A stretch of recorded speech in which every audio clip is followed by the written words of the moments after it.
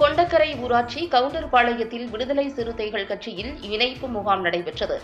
திருவள்ளூர் மாவட்டம் மீஞ்சூர் ஒன்றியத்துக்குட்பட்ட கொண்டக்கரை ஊராட்சி கவுண்டர்பாளையத்தில் எழுச்சி தமிழர் தொல் திருமாவளவன் கரங்களை வலுப்படுத்தும் விதமாக விடுதலை சிறுத்தைகள் கட்சியில் இணைப்பு முகாம் நடைபெற்றது.